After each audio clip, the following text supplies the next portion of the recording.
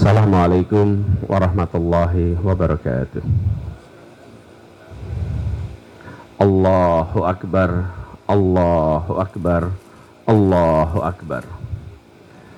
Allahu Akbar, Allahu Akbar, Allahu Akbar.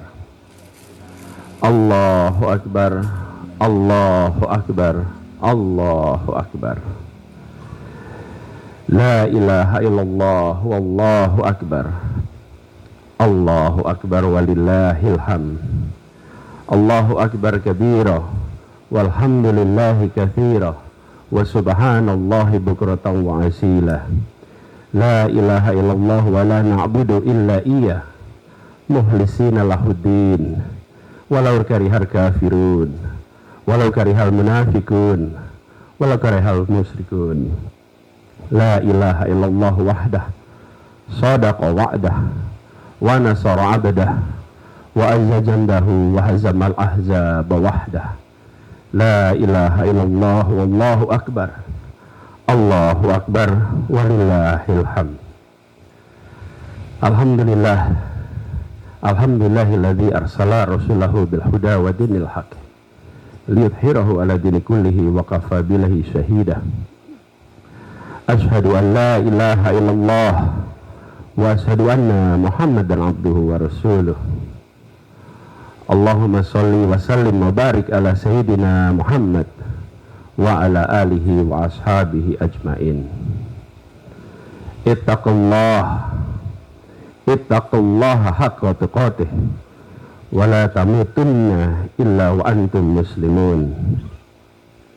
A'udzu billahi minasy syaithanir rajim. Bismillahirrahmanirrahim. Inna a'tainakal kautsar fasholli lirabbika wanhar. Fasholli lirabbika wanhar. Fasholli lirabbika wanhar. Inna sani'aka huwal abtar. Amma ba'du. Ma'asyiral muslimin rahimakumullah. Wabil khusus yang kami hormati seluruh jajaran pembina Yayasan Pendidikan Islam Al-Azhar, Ketua Umum Profesor Dr. Jimri Asidiki, pengawas Bapak Dr. Insinyur Ahmad Husin Lubis dan seluruh jajaran pengurus Yayasan Pendidikan Islam Al-Azhar dan Takmir Masjid Agung Al-Azhar, Bapak Dr. Fuad Bawazir dan seluruh jajaran, serta seluruh jamaah sholat Idul Adha di Masjid Agung Al-Azhar yang insya Allah dimuliakan Allah. Hari ini kita berkumpul merayakan Idul Adha, Hari Raya Kurban yang mengajarkan kita tentang ketundukan kepada Allah, tentang kepedulian kepada sesama. Di saat yang sama, pada saat kita menunaikan sholat Id ini, jutaan jemaah haji sedang menjalankan rukun haji di Tanah Suci. Mereka berdiri di Arafah, bermalam di Musdalifah, dan melempar jumrah di Mina. Semuanya dalam kesetaraan mutlak di hadapan Allah. Saudara-saudaraku rahmati Allah, saat ini kita menyaksikan jutaan manusia berpakaian ihram di Tanah Suci. Kita disadarkan pada hakikat kemanusiaan. Semua setara, tidak ada pembesar dan rakyat kecil, tak ada raja, tak ada hamba sahaya, tak ada kaya, tak ada miskin. Hanya semua manusia di hadapan Allah mengenakan dua helai kain putih dan menyeru labaik Allahumma labaik.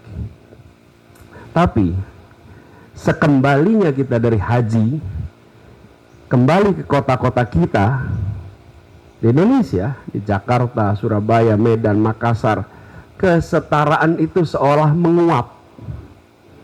Di satu sisi restoran mewah dengan penuh pengunjung, di sisi lain anak-anak memungut sampah demi sesuap nasi. Mobil-mobil mewah melintas di jalan yang sama, dengan gerobak pedagang sayur yang mulai bekerja sebelum subuh. Ini bukan pemandangan di negeri asing. Ini adalah pemandangan di halaman rumah kita sendiri. Sementara kota selalu menjadi tanda dari kesehatan peradaban yang lebih luas. Dalam sejarah Islam, peradaban dibangun dan diawali dengan menata ulang sebuah kota. Dari Yathrib menjadi kota Nabi, menjadi kota yang bercahaya, Madinatun Nabi, Al-Madinah Al-Munawwarah.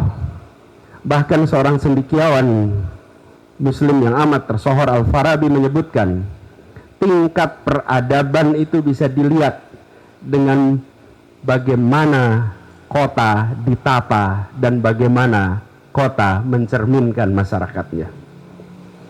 Bahkan istilah politik, Ma'asyiral muslimin rahimakumullah, yang kita kenal hari ini berangkat dari istilah yang digunakan oleh orang-orang Yunani untuk menggambarkan bagaimana mengelola kota.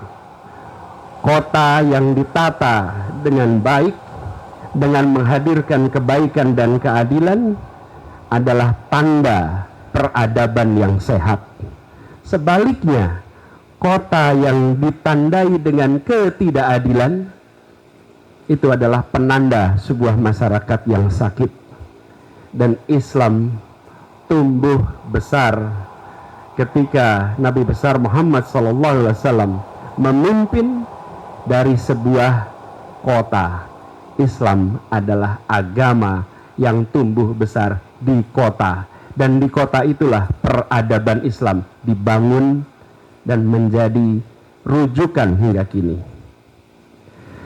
Ma'asyiral muslimin yang dimuliakan Allah, Allahu Akbar, Allahu Akbar, Allahu Akbar, Allahu Akbar, walillahil hamd. Hari ini kita memperingati kisah kurban Nabi Agung Ibrahim alaihissalam bersama putranya Nabi Ismail alaihissalam. Sebuah kisah tentang ketaatan, juga kisah tentang transformasi dari pengorbanan pribadi menyembelih anak menjadi pengorbanan untuk kemaslahatan umat.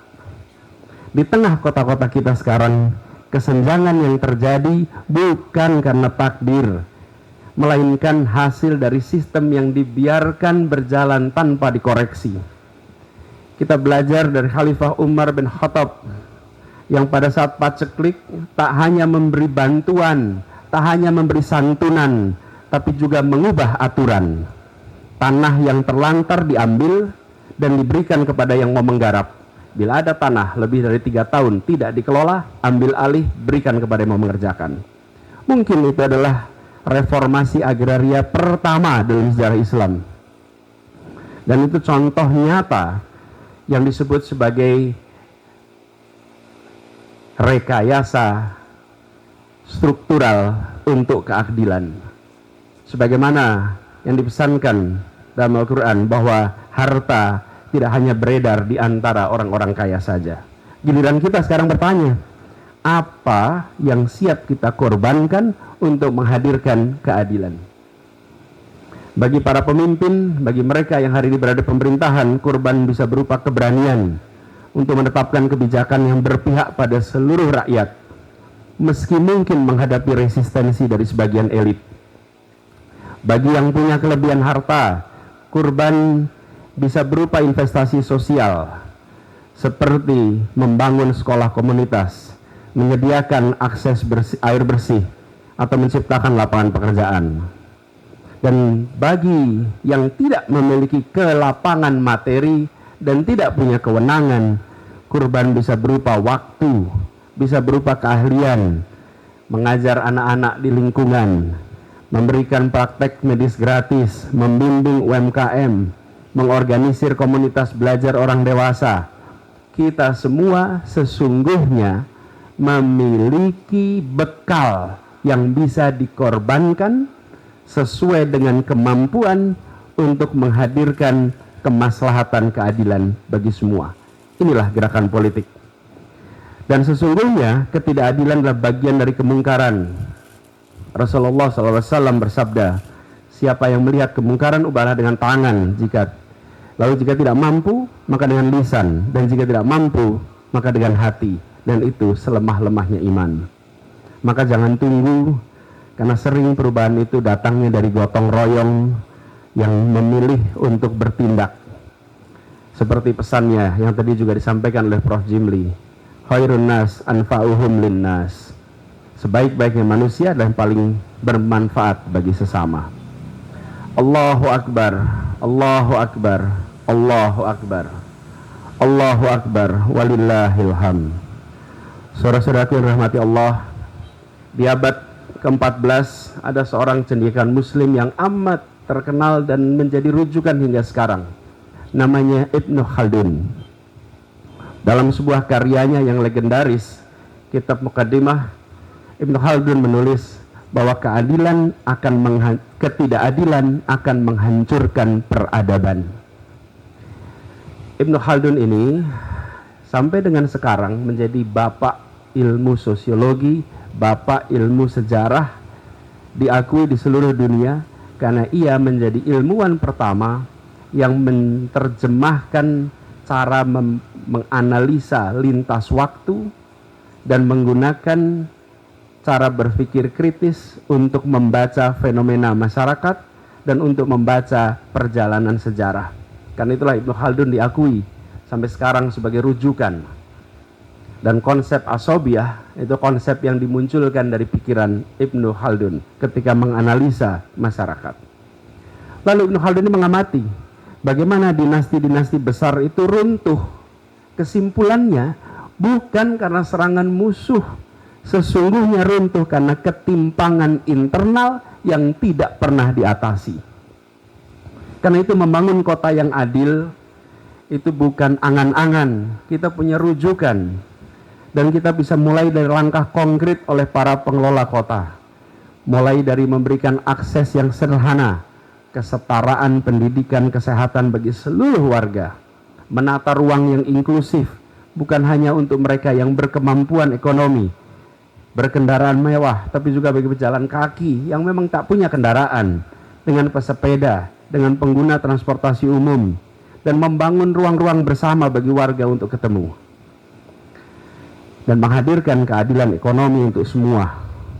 Ini semua hanya bisa terwujud bila para pemimpin kota dan warganya berjalan seiring. Maka kita doakan agar para pemimpin-pemimpin kita, khususnya pemimpin kota, mampu menghadirkan keadilan dan mempermudah urusan warganya. Soal mempermudah urusan warganya, ada sebuah hadis yang diriwayatkan oleh Aisyah radhiyallahu anha. Ya Allah, siapa yang mengurus urusan umatku, lalu ia menyusahkan mereka, maka susahkanlah ia. Dan siapa yang mengurus urusan umatku dan memudahkan mereka, maka mudahkanlah ia. Ini pesan untuk yang sedang pegang kewenangan. Allahu Akbar, Allahu Akbar, Allahu Akbar, Allahu Akbar, walillahil hamd. Ma'asyiral muslimin rahimakumullah. Hari ini di Idul Adha yang mulia ini, mari kita sama-sama nanti pulang dengan membawa tidak hanya daging kurban, tapi juga semangat berkurban untuk keadilan. Karena sesungguhnya yang sampai kepada Allah itu bukan daging dan darahnya, tapi yang sampai adalah ketakwaan kita. Dan ketakwaan yang dimaksud itu bukan hanya ketaatan ritual, tapi juga kepekaan sosial. Ketakwaan yang menimbulkan kesadaran bahwa kita tidak bisa khusyuk sholat subuh ketika tahu ada tetangga yang hidupnya sulit di malam itu.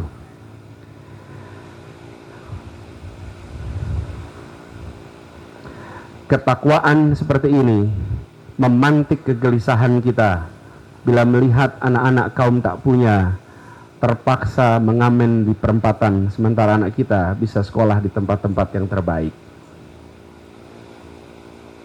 Kita beruntung berada di tempat ini, salah satu institusi pendidikan terbaik, pendidikan Islam yang menjadi rujukan Dan begitu banyak orang tua yang dulunya sudah berhasil dinaik kelaskan, kini bisa mengirimkan anaknya ke sekolah-sekolah pendidikan Islam terbaik seperti Al-Azhar ini. Kini saatnya kita mulai memikirkan apa yang kita bisa kerjakan. Saudara-saudaraku yang dicintai Allah, Idul Adha mengajarkan kita bahwa kurban sejati adalah melepas sesuatu yang kita cintai untuk yang lebih dicintai Allah, sebagaimana Nabi Ibrahim alaihissalam melakukannya. Apa yang lebih dicintai Allah? Tegaknya keadilan dan kesejahteraan bagi bersama. Karena itu, mari kita jadikan Idul Adha tahun ini sebagai momentum untuk memulai kembali, mulai dari lingkungan terdekat kita, mulai dari hal-hal kecil yang bisa kita lakukan, karena perubahan besar selalu dimulai dari langkah-langkah kecil yang dikerjakan secara konsisten. Dan ingat, tempat yang kita tinggali, kota-kota yang kita tinggali adalah amanah sekaligus ladang amal. Kelak di akhirat kita akan ditanya, apa yang telah kita lakukan untuk saudaramu yang tertindas? Apa yang telah kita korbankan untuk mewujudkan keadilan? Semoga Allah SWT memberi kita kekuatan untuk menjadi bagian dari solusi keadilan. Semoga kurban kita diterima, dan semoga kota-kota kita menjadi saksi keadilan yang kita tegakkan bersama. Mari kita akhiri khutbah ini dengan mengangkat tangan dan menundukkan hati. Karena pada akhirnya, di tengah segala ikhtiar ketidakberdayaan, hanya kepada Allah kita kembali. Hanya kepada Allah kita menjadikan tempat bersandar dan tempat doa bermuara. A'udzubillahi minasyaitonirrajim. Bismillahirrahmanirrahim. Innallaha wa malaikatahu yusholluna 'alan nabi. Ya ayyuhalladzina amanu shallu 'alaihi wa sallimu taslima. Allahumma shalli ala sayyidina Muhammad wa ala ali sayyidina Muhammad. Allahumma ighfir lil muslimina wal muslimat wal mu'minina wal mu'minat al ahya'i minhum wal amwat. Allahumma arinal haqqa haqqan warzuqna ittiba'ah wa arinal batila batilan warzuqna tinabah. Ya Allah, ya Rahman, ya Rahim, ya Malikul Mulk, Tuhan yang maha adil, yang maha mengatur seluruh urusan negeri dan umat manusia. Pada hari yang mulia ini, kami hadir di hadapan-Mu, mengadukan luka-luka yang belum sembuh di tanah air kami, bahwa kejujuran kerap disingkirkan, kompetensi dikalahkan oleh koneksi, dan kemiskinan diwariskan dari generasi ke generasi karena sistem yang enggan dibenahi. Kami sadar keadilan dan kesetaraan bukan sekedar hasil niat baik, tapi buah dari keberanian untuk menyentuh akar yang lebih dalam, yang kadang menyakitkan, yang sering tersembunyi di balik kebiasaan dan kenyamanan. Dalam kesadaran itulah kami berserah kepadamu, ya Allah, memohon perlindungan dan petunjuk agar tak hanyut dalam keputusasaan. Ya Hakim, ya Basir, yang maha bijaksana, yang maha melihat yang tampak maupun yang tersembunyi di dalam hati manusia, tuntunlah hati kami agar tidak beku di hadapan derita sesama. Lembutkan hati kami agar tak terbiasa memalingkan wajah dari kezaliman di sekitar kami. Bukakan hati nurani kami agar kami tak sekedar tertegun menyaksikan ketimpangan, tapi punya keberanian untuk mendekat, untuk memahami dan bertindak dengan kemampuan yang kami miliki. Ya Hadi, ya Nur, cahaya langit dan bumi yang menyalakan terang dalam setiap langkah kami, terangi akal dan nurani kami, agar kami tak hanya jadi penonton yang menyimpan simpati di tengah gelapnya nestapa. Tumbuhkan tekad kami untuk menolong yang lemah, membela yang terpinggirkan, memperjuangkan keadilan sebagai laku hidup kami. Kuatkan kami agar kami tak hanya mengutuk kegelapan, tapi mampu menyinut cahaya, meski kecil, meski satu. Ya Aziz, Ya Qawi, yang maha kuat, yang maha menanamkan keberanian dalam jiwa-jiwa yang gentar. Bila langkah kami goyah, kuatkanlah ya Allah. Bila kami surut, kobarkanlah ya Allah.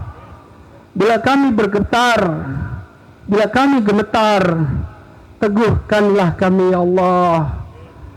Kami ingin menjadi manusia yang utuh, yang hatinya hidup, yang nuraninya menyala, dan arah keberpihakannya jelas. Di bawah perlindungan-Mu ya Allah kami memohon, jangan jadikan kami generasi yang lalai, jadikan kami penjahit harapan, jadikan kami penegak keadilan, jadikan kami pembela sesama, bukan dengan amarah ya Allah. Jauhkanlah itu dari sifat kami ya Allah, tapi dengan kasih yang penuh. Jauhkan kami dari sifat jumawa, karena bukan dengan jumawa, tapi dengan keberanian yang jernih. Ya Mujib, Ya Ghafur, yang maha pengampun atas segala khilaf dan lalai. Ampunilah ya Allah, ampunilah kesalahan dan kesombongan kami. Rahmatilah kami, agar tidak hanya mengerti, tapi juga peduli. Jangan biarkan kami hidup hanya untuk diri sendiri, ya Allah. Jangan biarkan kami hidup hanya untuk diri sendiri, ketika ada begitu banyak yang menunggu uluran hati, yang menunggu uluran tangan kami. Ya Allah, jadikan keikhlasan sebagai tenaga kami dalam membantu sesama.